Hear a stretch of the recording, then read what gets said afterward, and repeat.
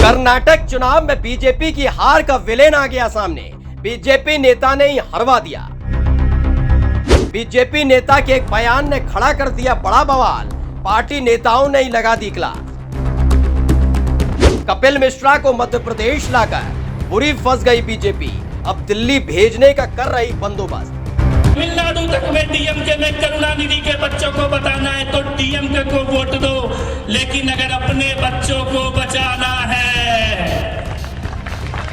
अगर अपने बच्चों को बचाना है तो नरेंद्र मोदी के साथ खड़े हो जाओ। एक आवाज लगा के इनको तो पहचानते ही होंगे। जब से कमल छाप नेता बने हैं तब से ही मुसलमानों से इन्हें घिन आने लगी, वरना पहले तो बड़ा गलबैया किया करते थे। लेकिन बीजेपी में आते ही इनको अजान से दिक्कत होती है, मस्जिद से दिक्कत होती है, पुलिस के सामने खड़े होकर मुसलमानों को धमकियां देते हैं। खैर, इस बार मुद्दा ये नहीं है, बल्कि मुद्दा ये है कि कपिल बाबू ने एक ऐसा बयान दे दिया है जिसने उल्टा बवाला खड़ा कर दिया। अगर सोनिया के बेटे को बचाना है तो कांग्रेस को वोट दो, अगर देवगौड़ा के बेटे को बचाना है तो जेडीएस को वोट दो, अगर शेख अब्दुल्ला के बच्चों को बचाना है तो फारूक अब्दुल्ला की पार्टी को वोट दो, मुफ्ती मोहम्मद सईद के बच्चों को बचाना है तो उसकी बेटी की पार्टी को वोट दो, मुलायम के बच्चों को बचाना है तो समाजवादी को वोट दो।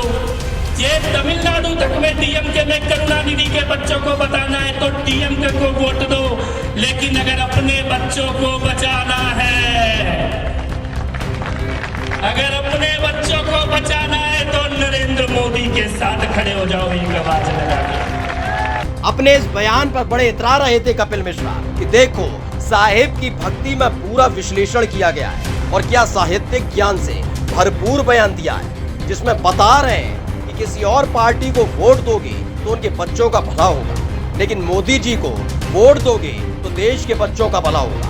बस इसी बात ने बेड़ा गर्क करा दिया, क्योंकि कर्नाटक में बीजेपी का जो सबसे बड़ा चेहरा था यानी येदियुरप्पा जी, उनके बेटे भी बीजेपी के भरोसे सियासत में है। और हो सकता है कपिल बाबू के ज्ञान को वहां की जनता ने गंभीरता से ले लिया हो, इसलिए ही येदियुरप्पा के बेटे का भला नहीं किया। जिस सूबे में खड़े होकर कपिल मिश्रा अपने प्रताप को फैला रहे थे, वहां के बड़े नेता कैलाश विजयवर्गीय के सुपुत्र भी विधायक हैं, वो भी बीजेपी के। तो क्या मान लिया जाए कि कपिल बाबू चाहते हैं कैलाश बाबू और उनके सुपुत्र हार जाएं?